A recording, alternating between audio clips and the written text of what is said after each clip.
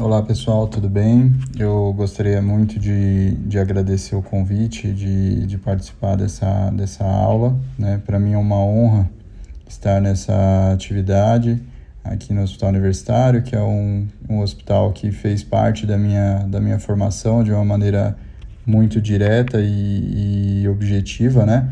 E principalmente que tem aqui na plateia as pessoas que contribuíram diretamente para a minha formação, né? Eu agradeço muito, né? Ainda mais falar de um tema que é muito importante, corriqueiro, que vocês vão ter muito contato no dia a dia. E vamos falar aí sobre as queixas de coluna no PS. Primeira coisa que a gente tem que pensar é por que isso é tão importante. A queixa de coluna no PS, a gente pode dividir ela basicamente em dois grandes grupos, tá? Para ficar mais claro, aqui a lombalgia e a cervicalgia.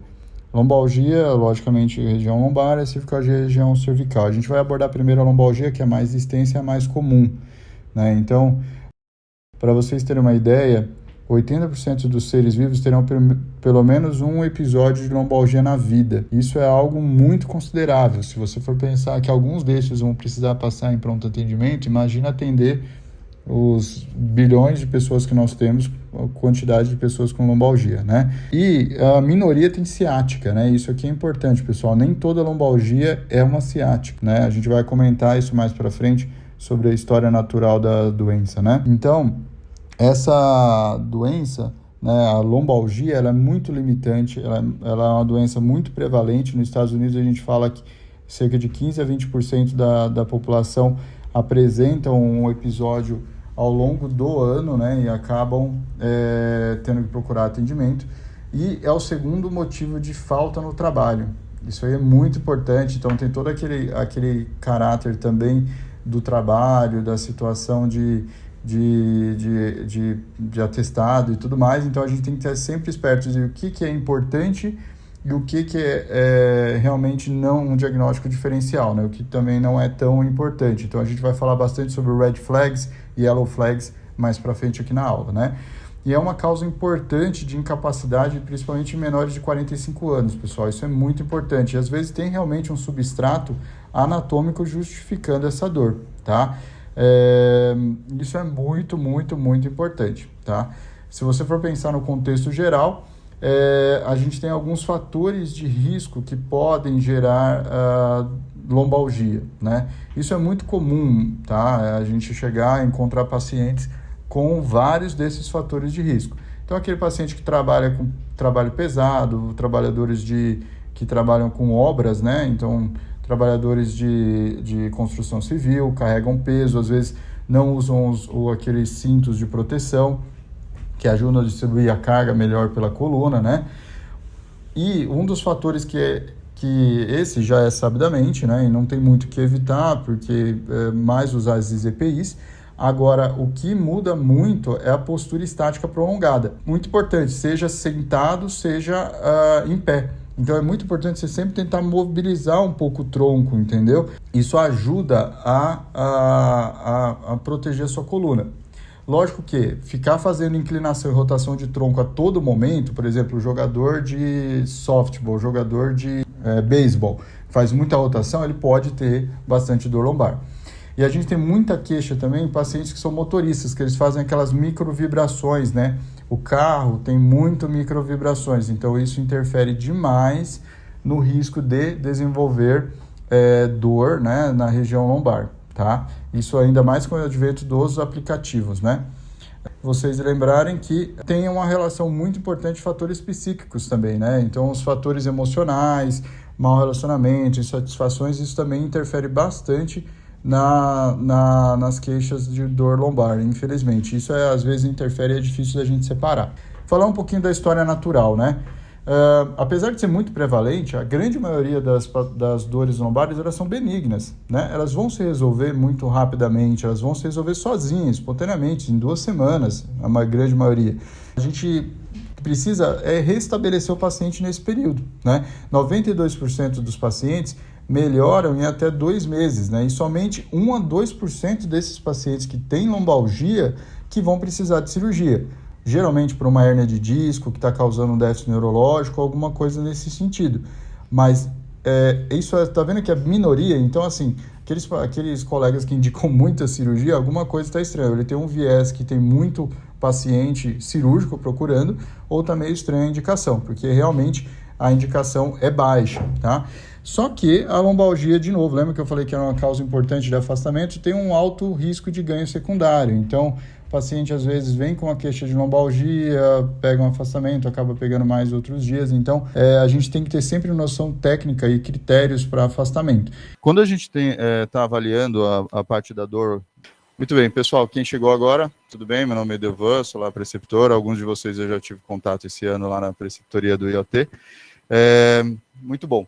Da história natural, falando da lombalgia, tem algumas causas, e pensar nessas causas, em hipóteses diagnósticas no pronto-socorro, é importante.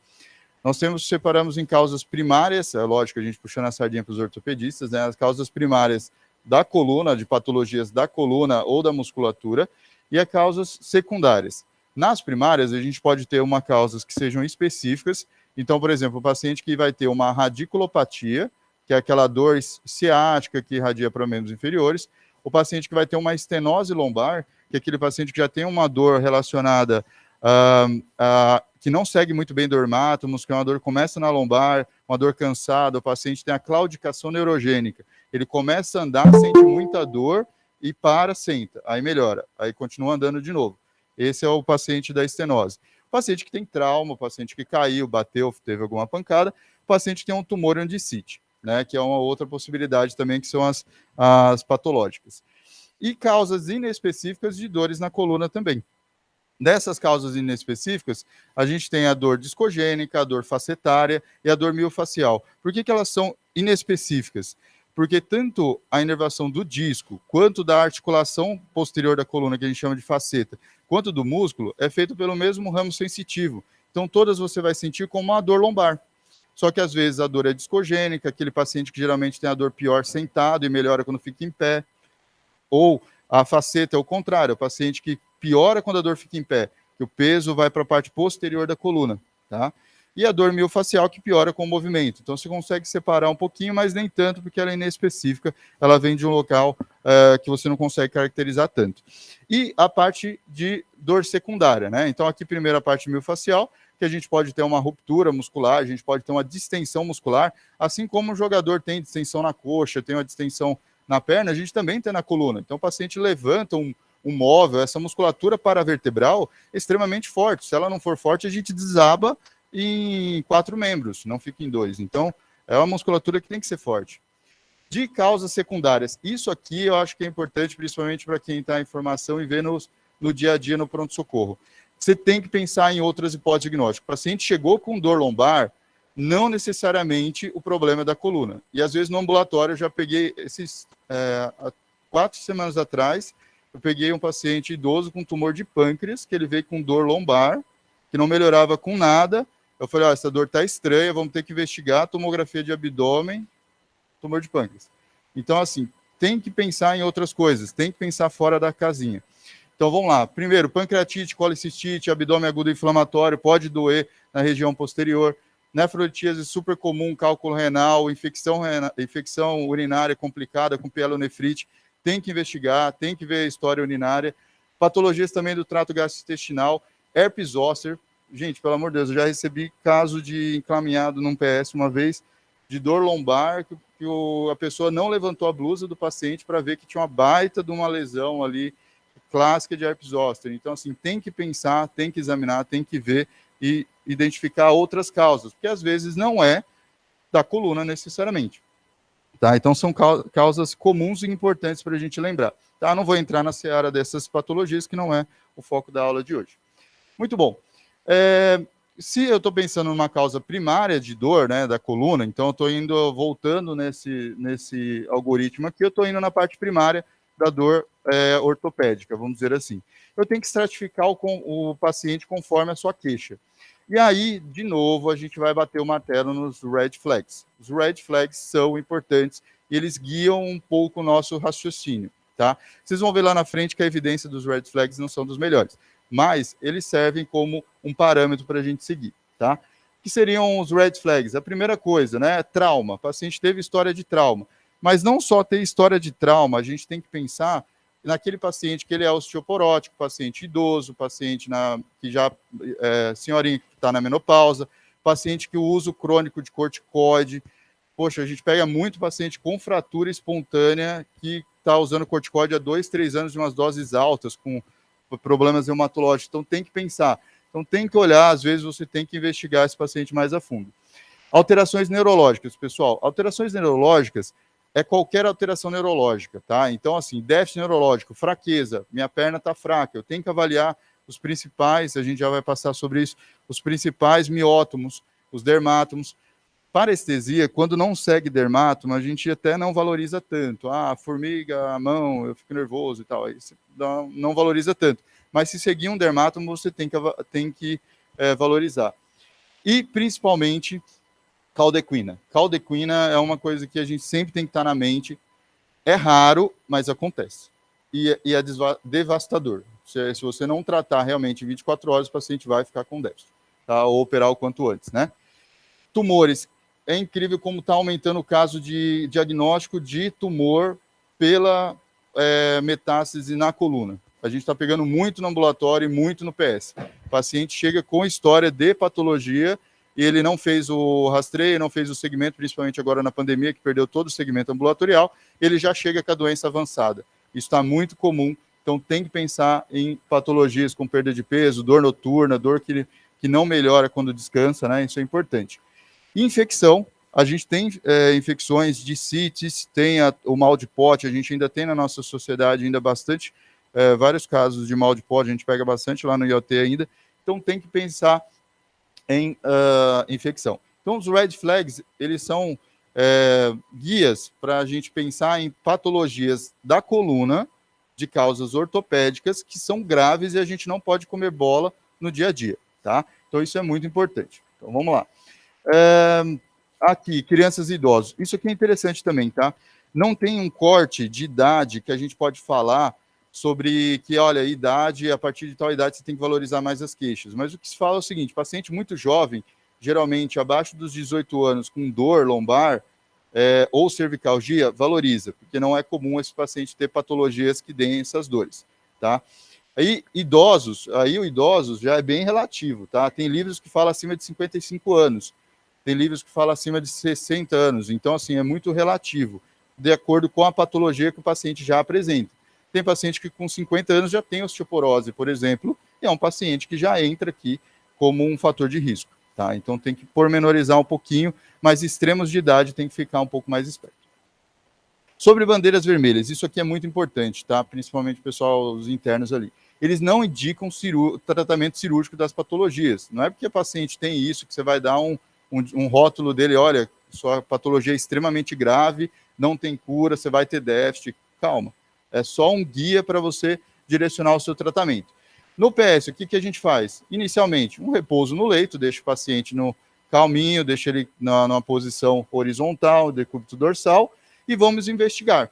É isso que o Red Flags traz para a gente. É uma patologia, eu tenho que pensar que eu tenho que investigar essa patologia. É um indicativo de que eu tenho que pedir talvez um exame de imagem, eu tenho que ter um exame físico um pouco mais detalhado. Então, eu vou tirar a história com um pouco mais de detalhe, vou fazer um exame físico um pouco mais detalhado e vou pedir um exame de imagem que seja condizente. E, se necessário, vou pedir uma avaliação da especialidade ou da subespecialidade, tá? Então, o Red Flags, eles guiam o nosso raciocínio inicial. Diagnóstico por imagem, isso aqui é interessante. Hoje, quando você pega uma prova dos internos, às vezes tinha um caso lá que eles botavam, a primeira coisa que eles colocavam no pronto-socorro era a ressonância. Gente, pelo amor de Deus, isso não é uma realidade, não é assim que é feito no dia a dia, tá? Então, se eu vou fazer um exame de imagem, o exame de imagem de escolha de entrada normalmente é o raio-x. E no raio-x dá para ver bastante coisa, tá? Principalmente nesses red flags, a gente vai ver lá na frente algumas coisas. Então, o raio-x é um exame de entrada que a gente utiliza no dia a dia, é corriqueiro e traz muita informação. A cintilografia já é um exame um pouquinho mais específico, que a gente utiliza principalmente para tumores e, eventualmente, algumas fraturas ocultas. A tomografia a gente usa principalmente para avaliação de fratura. A gente usa a tomografia para avaliação de fratura. Algumas situações que você quer avaliar, por exemplo, uma herniação e você não tem disponível a ressonância, você consegue avaliar indiretamente pela pela tomografia, mas não é o melhor exame. Realmente, se eu quero avaliar uma caldequina, se eu quero avaliar uma herniação, eu prefiro usar a ressonância, é mais preferível. Então, assim, a ressonância, o raio-x, ele é útil ao exame de entrada, a tomografia eu quero ver fratura, eu preciso ver o osso, a estrutura óssea, e a ressonância eu vou ver alterações degenerativas, compressões e doenças infecciosas, principalmente, uma discite ou um mal de Plott, que eu vou avaliar com... Aconteceu alguma coisa. Muito bom. Pode ir. Tá. Obrigado, cara. Vamos lá. Bom, a gente falou dos red flags, do quanto é importante a gente ter isso na cabeça, né? Mas olha que interessante, quanto que os exames de imagem às vezes atrapalham o nosso dia a dia. Isso aqui é um gráfico do que a gente tem de pacientes assintomáticos com alterações nos exames de imagem. Isso é muito comum no ambulatório, a gente pegar paciente, olha, doutor, eu vi uma hérnia de disco na minha ressonância, eu vim aqui, mas você sente alguma coisa? Não. Então, tudo bem, tá bom. Então, assim, 80% da população vai ter um abaulamento discal e não vai ter nada. E a mesma coisa aqui, você vai ter outras alterações, neuroma de Morton, mais de 50% da população vai ter, alterações no quadril, o pessoal vai ter e não vai ter sintomas. Na coluna, então, é muito comum, aqui a gente tem mais especificamente as patologias da coluna, né? Então, degeneração discal, perda do sinal, perda da altura, abaulamento, protrusão, fissura, degeneração facetária. O que a gente vê? Que com a idade, com o aumento da idade, o paciente vai ficando cada vez mais assintomático. Aquela alteração degenerativa vai se tornando menos sintomática para ele. Então, por isso que a gente falou lá anteriormente que a lombalgia é uma causa frequente de afastamento em paciente jovem. Geralmente, quando tem essas queixas de abaulamento em paciente jovem, o paciente é muito sintomático. Tá? Paciente idoso, ele já tem uma acomodação ali, ele já tem menos sintomas. Tá? Então tem que tomar muito cuidado com o que a gente avalia. Na coluna, principalmente na coluna, a ortopedia a gente fala isso, mas na coluna não se trata exame de imagem. Definitivamente, não se trata exame de imagem. Você vai pegar várias ressonâncias, o paciente pode ter abaulamentos, degenerações em vários níveis, e às vezes a patologia dele é um nível único, só que você vai direcionar o seu tratamento. Ou às vezes você não precisa direcionar. Então não dá para tratar exame de imagem em coluna. Tá? Falando um pouquinho mais especificamente sobre caldequina. Caldequina é muito interessante que a gente recebe muito caso encaminhado como caldequina. Se você tiver na dúvida, trate como caldequina, que é melhor, tá? Então, assim, na caldequina, o que a gente tem? É um déficit neurológico súbito, tá? Então, o paciente apresentou um quadro súbito de alteração neurológica. E o que é mais importante, pessoal, é bilateral, tem que ser bilateral. Tem que pegar a região da poupança sacral e tem que ser bilateral. Às vezes o paciente tem uma alteração, eu operei um paciente semana passada com uma alteração abaixo de S1, pegava S1, S2, pegava toda a região perineal, só que só de um lado. Isso não é caldequina. Isso é uma herniação, como outras hérnias de disco, tá? O paciente pode apresentar retenção urinária e ele pode apresentar alteração motora. Ele não necessariamente, ele precisa ter fraqueza para ser uma caldequina. Ele pode ter somente alteração sensitiva em cela. Então, assim, caldequina, ele é uma alteração neurológica aguda que acontece bilateralmente e acomete principalmente as raízes sacrais mais baixas, tá? Então, pega a região da poupança sacral para baixo, tá bom? E o que a gente tem?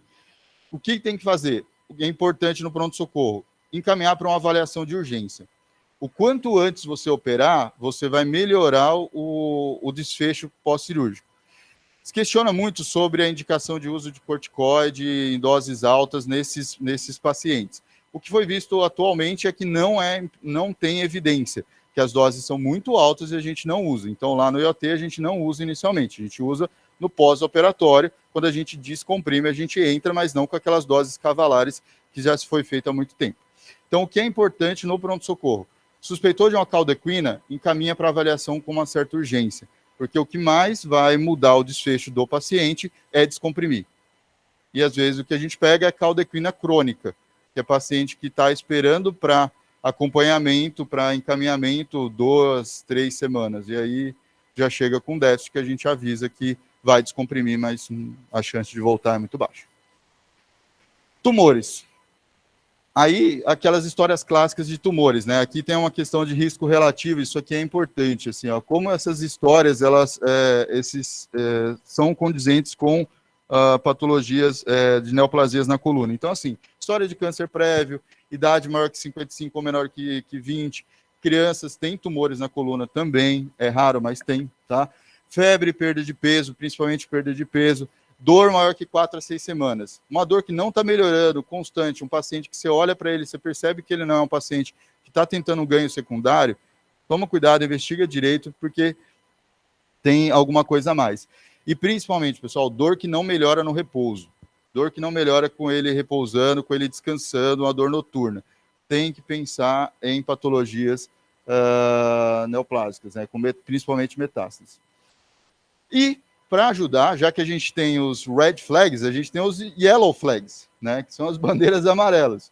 Seriam sinais, o Vadel, esse aqui é clássico, está até dentro do livro do professor Tarcísio, que é o livro que a gente usa, que são sinais de que pode ser que aquela patologia não seja tão importante assim. Mas, gente, calma, isso aqui não é para criar tratamento, é mais para vocês terem noção no dia a dia, ali, criar uma casca grossa para atender pacientes no dia a dia. Então, uma dor multifocal, dói tudo, de cima e embaixo, dor difusa, falha de tratamento, paciente que chega com falseio, ele vem andando bem e do nada ele falseia no meio do caminho. Isso é comum, às vezes eu já fui buscar paciente que ele estava super bem, ele veio, bom dia, ele vem, aí no meio do caminho ele tem uns falseios, e aí piorou tudo, assim, não tem muita lógica neurologicamente falando. Múltiplas crises, vários médicos, vários exames, um déficit que não respeita dermátomo. Se tem uma aqui que realmente é importante, e esse aqui a gente usa bastante, é um déficit que não respeita ou dermátomo ou miótomo, que não tem lógica neurologicamente falando. Isso é importante, tá? Isso aqui é legal. Paciente com simulação, uma fraqueza generalizada, tem alguns testes que a gente usa para isso. Mas, de novo, gente, é difícil caracterizar isso aqui, tá? Por exemplo, um paciente que está fibromiálgico em crise, ele vai ter dor generalizada. Ele vai ter múltiplas queixas, ele vai ter múltiplas passagens com múltiplos profissionais e ele tem uma patologia de difícil tratamento. Então, tem que olhar isso aqui com uma certa parcimônia. É mais para você poder valorizar um caso, às vezes, que você acredita que seja um déficit neurológico agudo, e não é. Ciática. Agora a gente está, de novo, dentro da seara das patologias primárias da coluna, e eu vou falar um pouquinho da ciática, que é a lombociatalgia, que é a dor lombar com irradiação para membro inferior, tá? Isso aqui é interessante, porque ela pode ou não passar do joelho, tá? Então, a dor e irradiação, o choque, ele pode chegar só até a região da coxa, depende muito de como está sendo acometida aquela raiz. E, geralmente, acomete indivíduos previamente rígidos, principalmente pacientes jovens. Pessoal, hérnia de disco é coisa de gente jovem, tá? É incomum você ter uma hérnia de disco em paciente idoso, porque para você ter hérnia de disco, você tem que ter disco. E o idoso é meio óbvio isso, mas o idoso, ele vai perdendo a altura discal, já vai degenerando o disco, entendeu? Então ele vai tendo outras patologias, estenose, artrose de facetas, mas hérnia de disco é comum em paciente jovem, que tem disco alto, que tem disco para herniar, entendeu? Então, isso é muito comum. E outra coisa, a maioria das hérnias ocorrem nas regiões de alto impacto mecânico, e na região lombar é principalmente L4, L5, L5, S1, que é onde eu tenho a maior lordose lombar e é onde eu tenho a maior sobrecarga mecânica, tá? É muito mais comum em homens, 3:1, tá bom? Então, isso aqui é clássico de paciente jovem e dói muito, tá? Então, aquilo que a gente falou, para ter hérnia de disco, eu tenho que ter um disco que possa herniar. Então, o que é hérnia de disco? Nada mais é do que uma lesão, uma ruptura do ânulo fibroso com a saída do gelzinho ali, que é o núcleo pulposo, tá? Então, tem pacientes que eles seguem esse caminho perfeitamente aqui, ó. Eles vão lá, eles têm uma degeneração, ele começa a ter dor, eventualmente, na coluna. Aí ele levantou um imóvel e ele tem uma crise de dor que irradiou para a perna leve. Ele teve uma protrusão. Aí ele ficou bem, teve a dor por umas 2 semanas. 6 meses depois, ele teve uma crise de uma dor muito forte, com uma ciática muito forte. E aí ele teve uma extrusão. Depois ele não trata, segue o jogo, não tem déficit neurológico, ele não dá muita atenção, e ele tem uma nova crise aí com sequestro, com uma evolução mais intensa. E tem paciente que gosta de pular caminhos. Então, ele já vem daqui direto para um sequestro. Isso acontece, é menos frequente, mas acontece e geralmente é mais devastador. Quando essa evolução, a extrusão, ela é volumosamente maior e mais rápida, você não tem menos tempo para o nervo acomodar aquele incômodo. Então, ele geralmente vai ter mais alterações. Né? Aqui é mais uma revisão para ter noção de onde que vai para a gente pensar em que nível que está tendo a herniação. Então, normalmente o paciente chega, já conta a história, você começa a ter uma noção de onde está a patologia dele. De novo, o paciente pode ter várias herniações, você vai ter que tratar a específica para ele. Então, o paciente que tem dor para posterior de coxa e artelhos face lateral, eu tenho que pensar em raiz de S1. Se ele falar face lateral da panturrilha, lateral da perna, raiz de L5, tá? Ou até o hálux, ele fala, dá uma dor que irradia até o dedão do pé. L5. Se ele tem uma dor que cruza para medial da perna, para a parte interna da perna, raiz de L4. E quando eu tenho que falar em face anterior da coxa, aí eu não poderia falar de ciática, eu teria que falar de femoralgia, que aí seria o nervo femoral que estaria acometido, que são raízes mais altas, L2 e L3. Então, de acordo com a clínica dele, a gente consegue direcionar bem para onde que está a queixa do paciente. Então, aqui mais uma representação dos dermátomos, L2 e L3 face anterior, L4 região do maléolo medial, L5 primeiro interdígito e S1 a face lateral aqui do maléolo lateral. De avaliação neurológica que a gente faz sumariamente, L2 não está representado, mas é a flexão do quadril, L2 você puxa o joelho para cima, L3 você estica o joelho, L4 você puxa o tornozelo para cima, L5 você dá um jóia com o dedão do pé, dá uma puxada com o dedão para cima, e S1 você faz a flexão plantar. No pronto-socorro, o jeito fácil de avaliar é só pedir para ficar na ponta do pé, você está avaliando S1. Pedir para ficar na ponta do calcâneo, você está avaliando L5 e L4. Então, você consegue avaliar as raízes do ciático, do nervo ciático, de uma maneira bem rápida, sem perder muito tempo no pronto-socorro. Esse teste é muito comum, a gente usa bastante, que é o LASEG, né? O LASEG ou elevação do membro inferior, tá? O que isso aqui é interessante, pessoal? A gente considera o LASEG positivo quando a gente está entre 35 e 70 graus. Ah, você tem que levar um goniômetro lá para medir? Não, mas é mais ou menos.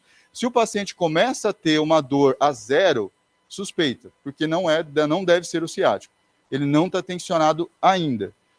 Ou pode ser uma patologia da coluna, ou uma patologia da musculatura, que ele tem um encurtamento, o paciente às vezes é muito encurtado, ou quando o paciente tem uma dor somente uma elevação muito importante do membro, você já tem uma sobrecarga da lombar. Então, provavelmente, a patologia dele é da coluna lombar e não do nervo ciático. Então, a gente considera a ciático, o LASEG positivo, quando tem uma elevação entre 30 e 70 graus.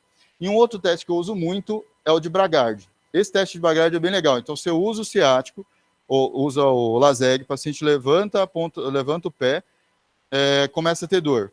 Aí você fala, começa a ter dor, você me avisa. Parou ali. Eu volto um pouquinho e ele melhora a dor. Melhorou a dor, eu faço a flexão do pé. Ele melhorou um pouco a dor, eu faço a flexão plantar do pé. Ele vai voltar a ter dor de novo, porque você estirou o nervo ciático. Então, geralmente, eu faço esses dois testes, o LASEG e o Bragard logo na sequência, e depois eu acabo fazendo também a flexão do joelho, ele melhora da dor também, tá? Aqui tem uma propedêutica, então, assim, da ciática, como que abordar a ciática de uma maneira simplificada. Se eu tenho uma ciática, se eu tenho red flags ou alteração neurológica já está dentro do red flags, mas tudo bem, eu vou ter que investigar. Então, aí, exames de imagem, geralmente eu vou pedir uma ressonância. Não necessariamente na urgência, vou tratar ele inicialmente, mas vou pedir uma ressonância para avaliar. Não tem alterações, eu vou fazer um tratamento por 6 semanas. Se o paciente melhorou, vou só acompanhar, provavelmente ou foi uma degeneração discal, ou uma distensão, alguma coisa assim. Se não houve melhoras em 6 semanas, tem que investigar também. De uma maneira meio simples. Tem várias opções de tratamento para lombalgia e as suas diversas patologias, né? A gente vai comentar algumas delas. A principal que a gente fala é melhora na ergonomia do trabalho. Então, o paciente fica muito tempo sentado, tem essas mesas que sobem, então ele consegue mudar a posição no trabalho, isso ajuda bastante. Parar de fumar é fundamental, é uma ótima coisa, isso degenera demais o disco, então é uma ótima forma de você falar para o seu paciente mais um motivo para ele parar de fumar. Melhora na hora de dormir, a gente já vai comentar isso sobre postura na hora de dormir. Quando falha o tratamento, a gente tem procedimentos menos invasivos hoje em dia para tratamento de dor. Essa revisão eu achei bem legal, porque ela trouxe bastante coisa que a gente faz no dia a dia ali para os nossos pacientes. Então, aqui ele trouxe a evidência dos red flags, que não tem um grau de evidência muito boa, mas ele direciona um pouco o nosso tratamento. Eu acho que vale a pena a gente continuar pensando. Você pensar que a alteração patológica não indica necessariamente que o paciente tem uma condição extremamente grave na coluna. Então, ele não sugere uma evidência C. Agora, isso aqui é importante, ó. Vocês não gostam que o ortopedista deixa anti-inflamatório, né? Mas, assim, tudo de maneira parcimoniosa no paciente, olhar se ele tem gastrite e tudo mais, orientar depois da alimentação, ajuda. Então, anti-inflamatório, eles colocam o paracetamol aqui, né? Relaxantes musculares, são efetivos para o tratamento de dor lombar aguda. Então, a gente evidencia A, a gente usa bastante, o ortopedista adora anti-inflamatório. Tem uma galera que exagera, mas tudo bem, faz parte, né? Muito bom. A educação do paciente, né, evitar outros fatores, isso ajuda bastante, tem uma evidência boa, a gente também faz isso no pronto-socorro, orientar a melhora da sua atividade. Utilizar exercícios específicos, né, eles não têm tantas evidências assim, o importante é você fazer um exercício que seja adequado de fortalecimento. Hoje que a gente fala, está na moda, é fortalecimento de core, musculatura paravertebral. Eu sempre dou o exemplo seguinte: você sabe treinar um bíceps, não sabe? Muito bom, só treinar o bíceps. Você sabe treinar a musculatura da coluna? Não, é contraindo abdômen. Você fica reto quando você contrai o abdômen. Então, se você não tiver um core forte, você não vai ter uma musculatura forte. Então, aí o paciente começa a entender que ele precisa fortalecer. Cara, aqui eles falam dessas manipulações, e assim, quiropraxia é uma coisa que a gente vai entrar numa seara bem complexa, assim. Cirurgião de coluna geralmente não gosta de quiropraxia, tá? E assim, eu particularmente não gosto muito em alguns casos, alguns pacientes, principalmente paciente idoso e paciente que tem uma dor inflamatória que pode ser, por exemplo, uma espondilite anquilosante, porque isso pode dar muito problema. A gente já teve alguns casos lá no HC de pacientes que evoluiu com fratura durante a quiropraxia, evoluiu com déficit e depois óbito. Coisa bizarra, mas aconteceu. A gente já viu em 2 anos, foram 2 casos lá emblemáticos, assim, tristes e muito tristes. Então, assim, tudo parcimonioso, paciente jovem que não tem nada, tudo bem, né? E você ficar deitado na cama não ajuda a melhorar a sua dor. E isso é muito importante, pessoal. Se tem 2 coisas que é importante nesse slide, é isso aqui. O repouso, ele é relativo, não precisa dar atestado para o paciente de 1 semana. O repouso tem que ser de 2 a 3 dias no máximo. E é um repouso relativo, não é para ele ficar deitado na cama, é para ele se movimentar, para ele se exercitar, para ele se alongar, entendeu? Ele ficar na cama é pior, certo? Aqui tem uma tabelinha do que a gente usa de terapias, o que a gente pode prescrever, usar calor local. Tem muita gente que tem dúvida se eu uso calor, se eu uso quente ou frio, né? Essa é uma outra dúvida super frequente, assim. Normalmente, se você tiver um trauma, você usa o frio para diminuir a inflamação local. Se você quer um relaxamento maior, você usa o calor. O brasileiro geralmente tolera pouco o frio, aplicar a compressa gelada na coluna. Então, geralmente, a gente orienta o calor local. 10 a 15 minutos, proteger a pele, cuidado para não queimar. Às vezes você pega aquele idoso com a pele toda queimada de tanta compressa morna que ele fez. Isso é super comum, tá? Isso aqui é um guideline que a sociedade brasileira tem usado bastante, que é o seguinte: quando o paciente tem uma dor lombar aguda, não tenha dó de tratar essa dor aguda em relação à quantidade de medicamentos. Por quê? O tempo que esse paciente vai ter de sintomatologia interfere na cronificação dessa dor. Uma hérnia de disco, a crise aguda demora para melhorar, não vai melhorar em 1 dia, em 2 dias, isso demora, ele pode ter essa dor por várias semanas. Então, a cronificação é algo bem importante. Então, o que eles falam? Na crise aguda, né, ou no procedimentos em crises álgicas agudas, não tenham dó de prescrever medicamento para dor. Tenta diminuir mesmo essa dor, o máximo que puder. Então, entra com a escala de dor lá, seria o seguinte, você vai direto para medicamentos fortes e depois você vai diminuindo essas medicações. Então, eu sempre deixo medicamentos, lógico, da parte mais baixa, deixo aqui anti-inflamatórios, dipirona, paracetamol, mas deixar um opioide, um tramal, uma codeína, e orientar ele desmamando esse medicamento ao longo dos dias, para evitar a cronificação. No caso da dor crônica, a gente faz o contrário, a gente vai subindo a escadinha de tratamento, tá? Para evitar a cronificação da dor. Correção de postura no trabalho. Cara, quantos pacientes chegam com dor relacionada ao trabalho? Então, isso é muito importante, tá? Então, eu tenho que corrigir a postura. Como que eu corrijo a postura? Aumento a altura do computador, vou colocar um suporte para o meu ombro, para o meu cotovelo. O peso do ombro da gente é importante. Ele fica toda hora na nossa região cervical aqui. Então, tem que ter um apoio de cotovelo, tem que estar com a coluna ereta e apoiada, o pescoço tem que estar seguindo a nossa curva fisiológica, a nossa lordose, e a altura do computador tem que estar na altura dos olhos. Tá? Nessa imagem não está tanto na altura dos olhos que não deu para fazer uma foto melhor. Mas a ideia é essa, orientar o paciente. Na hora de dormir, jeito correto de dormir.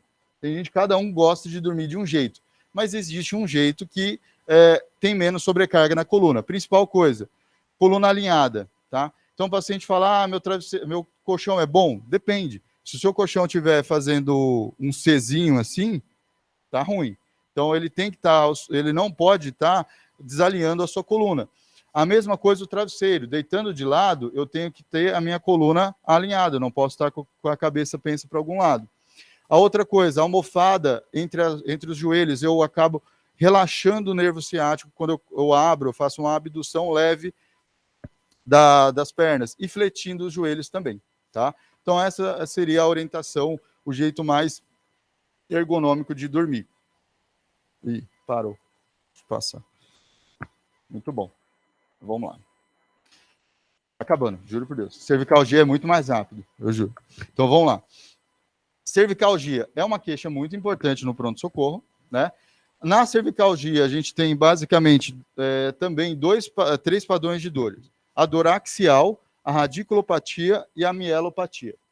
Na dor axial, o que eu tenho? São geralmente alterações nas articulações, né?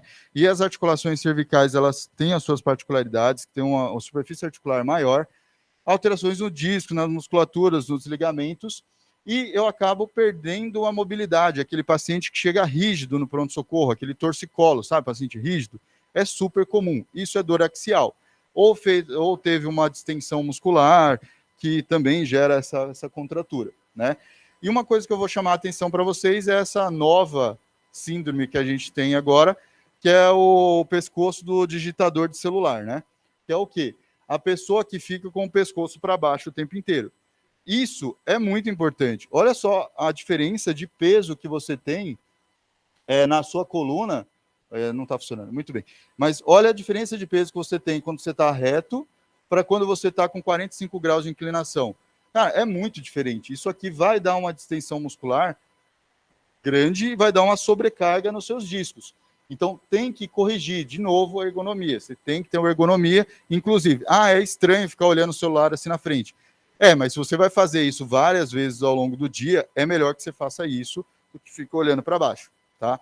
Então, tem que corrigir. A gente está pegando muito caso de paciente com cervicalgia, paciente jovem, sem sinais de alarme por causa disso, tá bom? A mesma coisa, o tratamento para dor axial, a gente vai lançar a mão das mesmas estratégias para dor lombar, sem sinais de alarme, medicações para alívio de dor, então, anti-inflamatório, relaxantes musculares e analgésicos simples, repouso relativo, aquela questão de preciso colocar colar cervical, essa é uma dúvida, né, muito frequente. Preciso colocar colar cervical em paciente com torcicolo? Na verdade, não, tá? Aquilo lá é simplesmente para relaxamento. Então, você vai tirar o peso da cabeça do pescoço, vai tirar o efeito de que você tem que estar contraturado ali para segurar a cabeça. Então, é simplesmente mecânico, só isso. Então, assim, se o paciente está muito contraturado, está com muita dor, você pode deixar, mas não deixe por mais de 2 a 3 dias. Lembra daquele conceito de repouso relativo e rápido, tá? É a mesma coisa da lombalgia. Cama, e aí a cama da dor cervical seria o colar cervical. Então é só 2 a 3 dias, não deixe por mais tempo que isso, tá? Cervicobraquialgia. Análogo à ciatalgia, a dor cervical que irradia para o membro superior, o trajeto da raiz piora a extensão do pescoço e piora a abdução do membro superior, que é quando eu estico o membro superior também. Eu não sei nem se minha voz está saindo lá, porque eu não estou... Agora que eu acho que eu estou perto do microfone. Muito bom.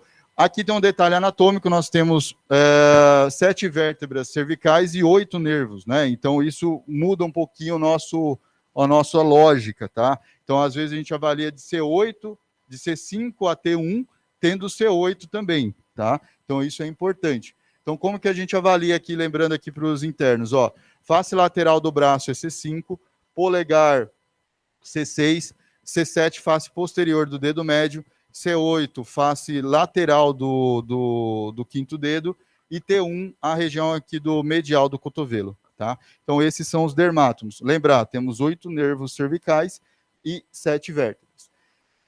Motor é bem tranquilo também, a regra do garçom, ele vai fletir o cotovelo, C5, C6 estende o punho, C7 estende o braço, C8 fecha os dedos, T1 abre os dedos. Então o garçom, ele vai pegar a bandeja, segurar a bandeja, entregar a bandeja, pegar a gorjeta e jogar a gorjeta no bolso.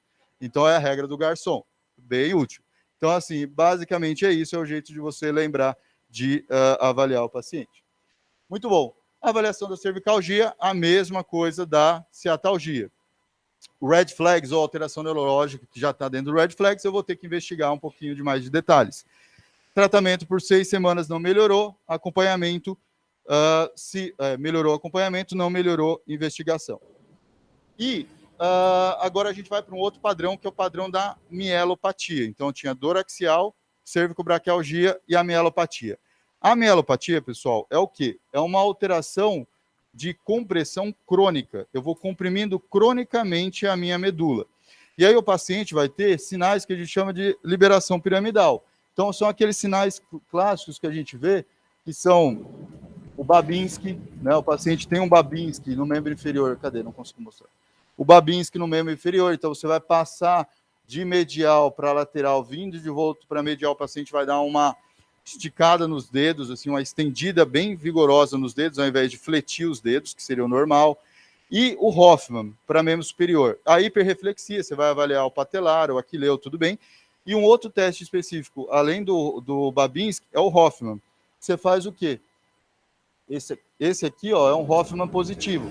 Você faz a flexão geralmente, da falange distal do dedo médio, e você tem uma flexão dos demais dedos. Esse paciente é um paciente do ambulatório que tinha uma mielopatia cervical importante bilateral, um Hoffman positivo bilateral, tá? Isso é um sinal clínico. E geralmente essa compressão, aqui a gente tem uma compressão importante do disco posterior, você pode ter tanto o disco vindo de frente para trás, quanto do ligamento amarelo. Quando uma perda da lordose, o paciente começa a ter uma cifose cervical, e também a questão dos osteófitos, que são as proeminências ósseas na região cervical também, tá? E uma coisa que é importante é o seguinte, mielopatia cervical é igual a tratamento cirúrgico. Não adianta tratar conservador mielopatia cervical. Pessoal, por que a gente trata conservador ciática? Por que a gente trata conservador hérnia de disco? Sabia que a gente não opera toda a hérnia de disco? Cerca de 80% melhoram. Por quê? Porque o corpo vai reabsorver boa parte daquele fragmento herniário. E na coluna lombar, você tem um bom espaço para que isso aconteça. Na cervical, o espaço é um pouquinho mais apertado. Então, você tolera menos as coisas na cervical, tá? Então, na ciática, cerca de 80% dos pacientes vão melhorar da ciática e vão ficar assintomáticos em 6 meses. Não é algo rápido. Demora. Então, tem toda uma orientação nesse período. Agora, quando eu já tenho uma compressão crônica, seja ela uma mielopatia cervical ou uma estenose lombar, aí eu não posso mais deixar o tratamento necessariamente conservador, porque eu já não tenho mais espaço, o nervo já está apertado e eu vou ter que desapertar esse nervo. Dá tempo para um caso clínico? Dá? Dá? Rapidinho. Vamos lá. Vamos ler esse casinho aqui? Alguém se voluntaria? Alguns internos se voluntaria aí ou não? Ninguém, né? Essa hora todo mundo... Oh, obrigado. Boa, vamos lá.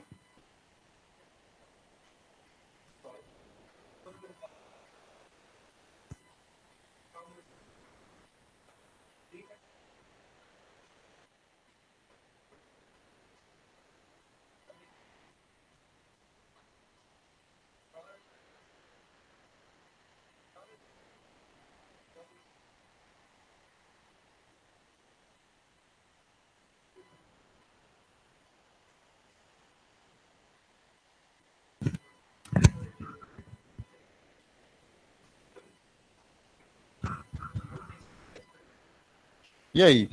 História típica, né? De pegar no pronto-socorro. Um paciente meia-idade, né? 47 anos, não entra muito bem naquele red flags de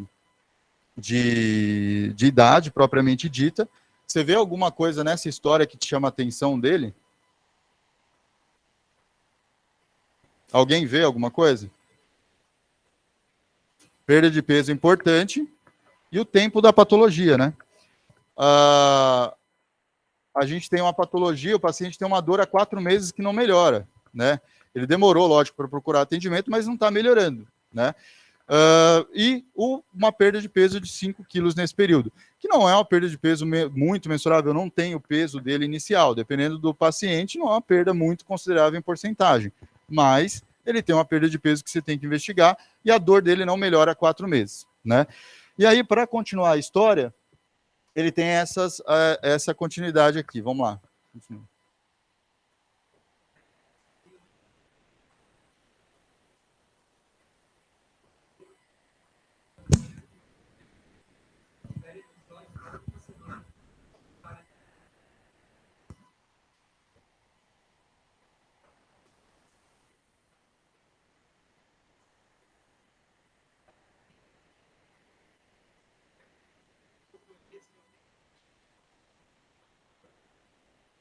E aí, agora tem mais sinais de alarme agora?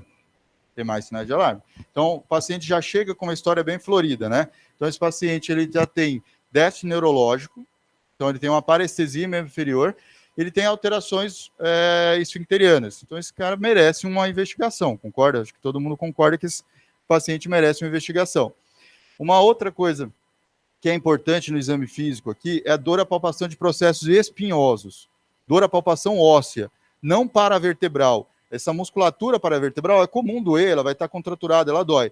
Agora, a dor à palpação óssea chama atenção. Então, quando tiver um paciente que você palpar o espinhoso e doer, tem que prestar um pouquinho mais atenção. Então, foi feito o quê? Inicialmente, radiografias, a gente vai começar com uma radiografias. Esse aqui tem um detalhe que é interessante aqui para a gente ver, ele tem uma alteração que justifica a dor dele. Alguém consegue achar essa alteração aí? A imagem não está tão ajudando muito.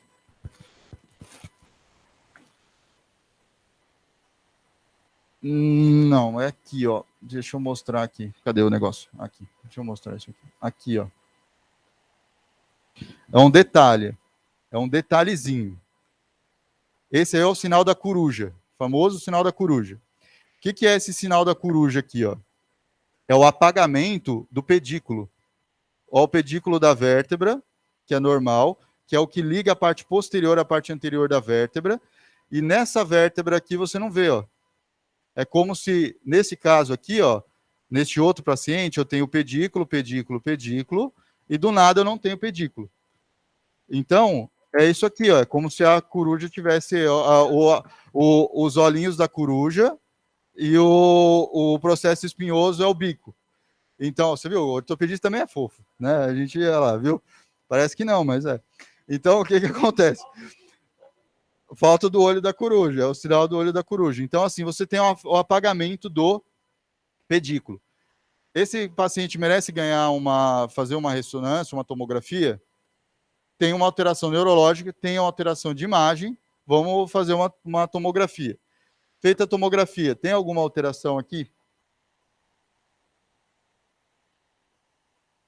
Vamos lá, pessoal, ó. Esse corpo vertebral está mais ou menos normal. Isso aqui posterior, tudo bem, tá? Isso aqui é a indentação dele. Agora, isso aqui não está normal.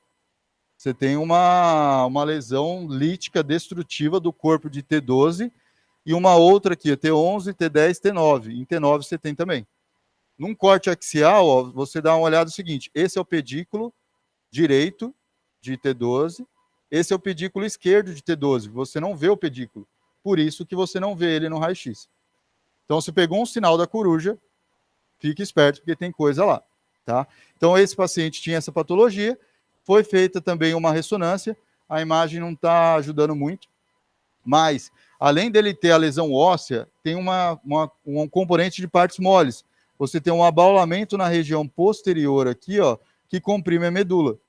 Se a gente fosse olhar desse para olhar aqui um corte axial, você vai perceber que você não tem canal medular. Você percebe em T12, em T2, né? No T2 o líquido é branco, né? Lembra? Hipersinal do líquido. Você veria a coluna licórica. Você acaba não vendo por uma estenose devido à compressão. Então, justifica o quadro neurológico do paciente, né? Esse paciente foi avaliado, foi realizada uma biópsia guiada por tomografia, que é a rotina que a gente faz. Então, biopsia, isso aí guiada por imagem. Veio um adenocarcinoma metastático de próstata, paciente de 47 anos, super jovem. Então, não necessariamente nem tudo que reluz é ouro, mas a gente tem que ficar esperto com a história. A história ajuda demais a guiar o primeiro.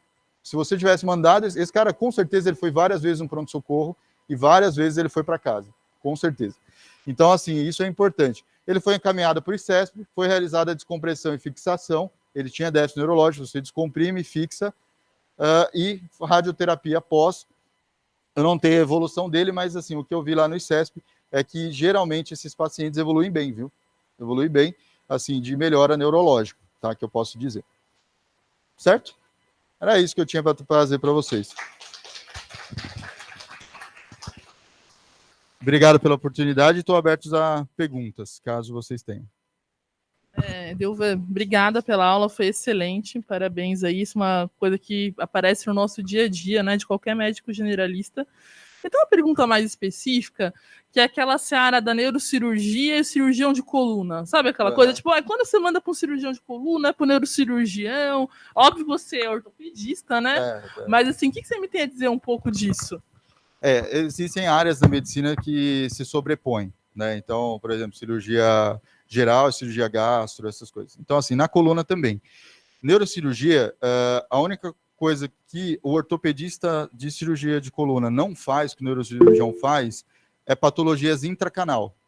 Então, por exemplo, o paciente tem um meningioma, o paciente tem uma lesão intracanal na medula propriamente dita, normalmente o cirurgião ortopedista não opera, ele não vai abordar. Todas as outras patologias da coluna, hernia de disco, fraturas, todo o restante, as duas áreas abordam, tá? Lógico, eu vou puxar a sardinha para o meu lado, né? Assim, o ortopedista, eu acho que ele tem uma visão mecânica, que nós temos na formação, uma formação mecânica mesmo, de ortopedia geral e tudo, e dentro da formação de cirurgia de coluna, a gente fica 2 anos só em cirurgia de coluna, então a gente tem uma formação mecânica um pouco mais direcionada para a parte óssea, parte mecânica. Então eu acho que essa visão mecânica talvez seja um pouco mais completa. Mas um neurocirurgião que opera a coluna frequentemente, ele tem uma ótima mão, como qualquer outro cirurgião de coluna ortopédico. Mas tem essa limitação do intracanal. Eu queria te perguntar sobre a analgesia, sobre o corticoide. Sim. Que eu vejo que aqueles corticoides de depósito são feitos com frequência, né? Isso. E não está no fluxograma que você passou. Não, então, assim, é que lá era um fluxograma para dor lombar não ciática, né? Não necessariamente a ciática.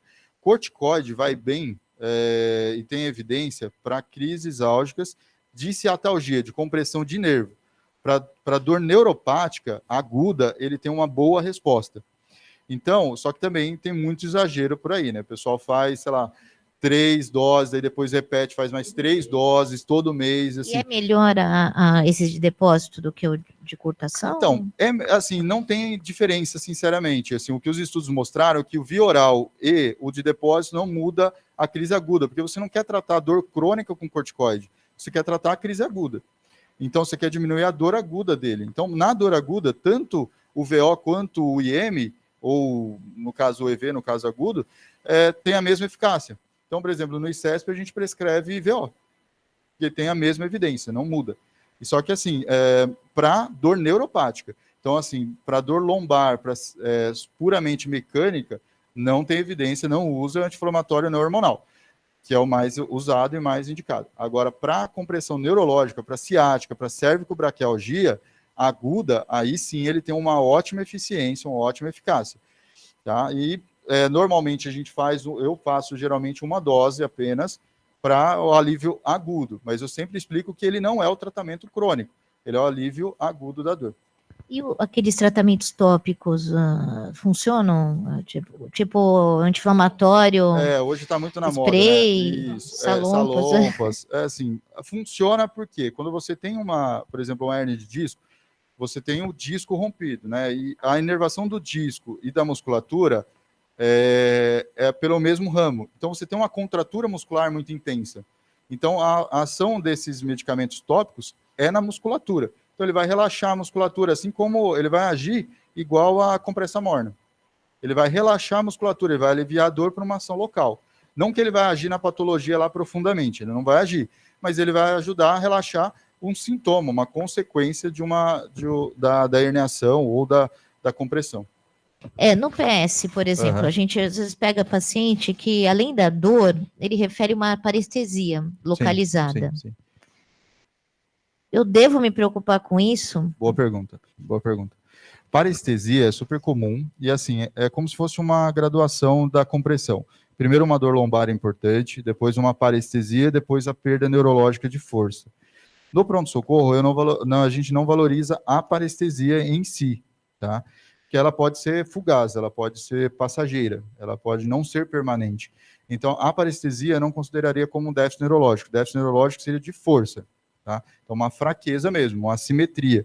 E para quem examina ali, o pessoal sempre faz bilateral. Eu sempre examino de um lado C5, do outro lado C5. Eu não faço todo o membro e depois o outro. Porque, às vezes, a percepção é muito sutil. A diferença entre força grau 4 e grau 5 é sutil. 5 é normal, o 4 é algo alterado. O algo alterado é sutil. Então, assim, parestesia a gente não considera como um déficit neurológico, exceto se for uma parestesia limitante, que é aquela dor em choque, quando ele rela no chão, ele não consegue pisar, não consegue. Isso aí sim se valoriza. Agora, quando ele tem um formigamento só que incomoda, não a valoriza como déficit neurológico, tem que ser investigado, mas não agudamente, como internar e investigar agudo. Tá bom. Mais alguma pergunta, pessoal? Tudo bem? Então, muito Maravilha. obrigada. Obrigado, Aprendemos pessoal. muito, viu? Obrigado.